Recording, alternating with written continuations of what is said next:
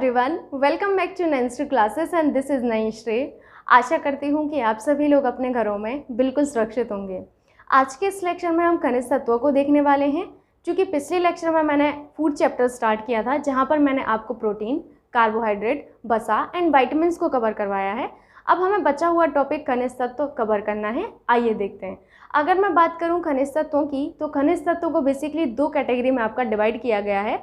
एक तो वो जिनको हमें दीर्घ मात्रा में लेने की ज़रूरत पड़ती है।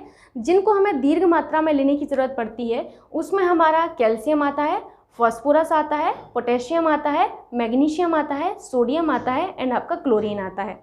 इसकी लगभग 0.1 ग्राम मात्रा आपको पर डे कंज्यूम करनी पड़ती है। कितनी? लगभग 0.1 ग्राम मात्रा जो है आपको पर डे कंज्यूम करनी पड़ती है। इस चीज़ को आपको याद रखना है, ठीक है।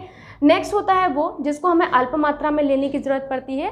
जो हमें अल्प मात्रा में खनिज तत्व लेने की ज़रूरत पड़ती है उसमें हमारा कोबाल्ट होता है, आयरन होता है और आपका क्रोमियम होता है, कॉपर होता है, मैग्नीज होता है, जिंक होता है एंड आयोडीन होता है और आपका फ्लोरीन होता है। तो आपको ये चीज़ याद रखना है। एग्जाम में पूछा जाता है कि कौन सा आपको दीर्घ मात्रा में लेने की ज़रूरत पड़ती है। आपको पता होना चाहिए कि दीर्घ मात्रा में हमें कैल्शियम लेने की ज़रूरत पड़ती है, फॉस्फोरस लेने की ज़रूरत पड़ती है, पोटेशियम, मैग्नीशियम एंड आपका सोडियम और आपका क्लोरीन को लेने की ज़रूरत पड़ती है दीर्घ मात्रा में, लगभग 0.1 ग्राम। एंड वहीं अल्प मात्रा आपकी जो होती है वो 0.01 ग्राम होती है, जो कि पर डे आपको लेनी पड़ती है। किसकी? कोबाल्ट की, आयरन की, क्रोमियम की एंड आपका कॉपर की और मैग्नीज की, जिंक एंड आपके आयोडीन और फ्लोरीन, इनकी आपको अल्प मात्रा लेनी पड़ती है। तो इतना आप लोगों को याद रखना है। अब हमें इनको 1 बाय 1 करके पढ़ना है। जैसे कैल्शियम का क्या रोल प्ले होता है हमारी बॉडी में, हमारा फॉस्फोरस जो है इसका क्या रोल प्ले होता है बॉडी में, ये सारी चीज़ें अब आपको 1 बाय 1 करके पढ़नी है।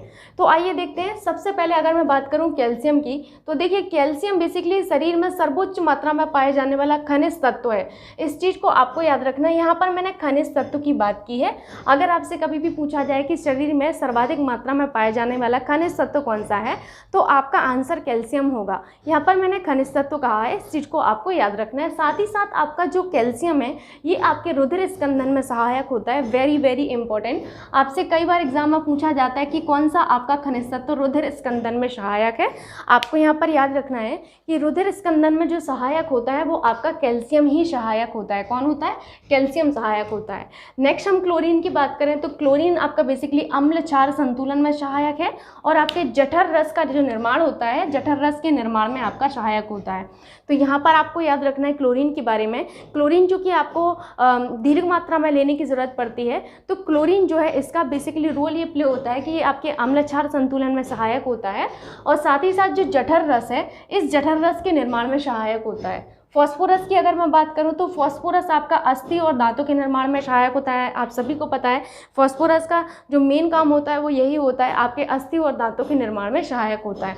इसकी कमी से आपकी जो बुद्धि है वो कुंठित हो जाती है। ये इंपॉर्टेंट है कि किस खनिज तत्व की कमी से बुद्धि कुंठित हो जाती है। तो याद रखिएगा कि बुद्धि जो कुंठित होती है वो बेसिकली फॉस्फोरस की कमी से ही होती है। नेक्स्ट है हमारा गंधक। अगर मैं गंधक की बात करूं तो यह तंत्रिका तंत्र संबंधी कार्यों को नियंत्रित करता है। गंधक यानी कि सल्फर, इस चीज़ को याद रखिएगा। गंधक का मतलब यहाँ पर सल्फर से है। किससे है? सल्फर से है। और ये जो सल्फर है, इस सल्फर का काम ये होता है कि ये हमारे तंत्रिका संबंधी जो कार्य हैं इन सभी कार्यों को नियंत्रित करता है। नेक्स्ट है मैग्नीशियम। अगर मैं मैग्नीशियम की बात करूँ तो ये जो है आपके वृक्क में पथरी बनने से रोकता है। वेरी वेरी इंपॉर्टेंट कि मैग्नीशियम का कार्य क्या होता है। तो मैग्नीशियम जो है बेसिकली आपके वृक्क में पथरी बनने से रोकता है। यहाँ पर जितने भी लेक्चर्स मैंने आप सभी को पढ़ाए हैं वहाँ पर एक एक चीज़ जो है आपको बहुत इंपॉर्टेंट बताई गई है। इवन मैंने ना जाने कहाँ से जो कंटेंट है वो प्रिपेयर किया होगा, बहुत छानबीन करके, बहुत सारा रीड करके ही मैंने ये कंटेंट प्रिपेयर किया था। लेकिन मैं ये देख रही हूँ कि आप लोग ना तो वीडियो को लाइक करते हैं और ना ही शेयर करते हैं। आप सभी से बस मैं एक ही रिक्वेस्ट करती हूँ कि प्लीज़ आप लोग वीडियो को लाइक कर दिया करिए और हो सके तो अपने दोस्तों के साथ शेयर भी कर दिया करिए। आप लोगों के लाइक करने से होता ये है कि मुझे मोटिवेशन मिलता है कि मैं इसी तरीके का और भी कंटेंट आप सभी के लिए प्रोवाइड कर सकूं।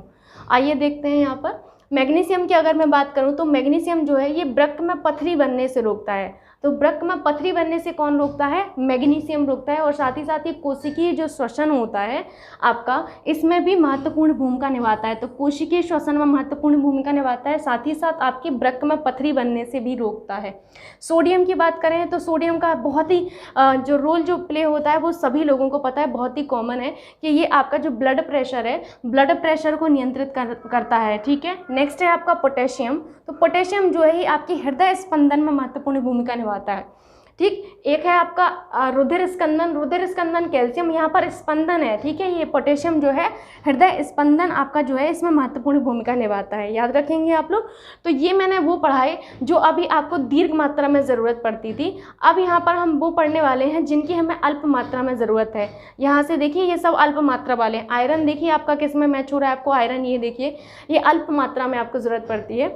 आयरन की अगर मैं बात करूँ तो सभी को पता है कि आयरन का जो मेन रोल प्ले होता है वो हीमोग्लोबिन के निर्माण में होता है। तो आपको याद रखना है कि आयरन जो है हमारे हीमोग्लोबिन के निर्माण में सहायक होता है।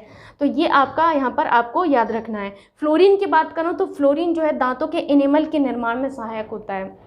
अगर आपसे पूछा जाए कि दांतों का जो एनिमल है, दांतों के एनिमल के निर्माण में कौन सहायक है, तो वहाँ पर आपका करेक्ट आंसर होगा फ्लोरीन।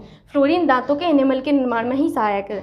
आयोडीन की अगर मैं बात करूँ तो आयोडीन की कमी से घेंगा रोग होता है। ये आपके थायरोक्सिन नामक जो हार्मोन है, इस हार्मोन के निर्माण में एक मेजर रोल प्ले करता है। ठीक है, जिंक अगर मैं बात करूँ तो जिंक का याद रखिएगा कि ये जो है आपके एंजाइम के निर्माण में सहायक है।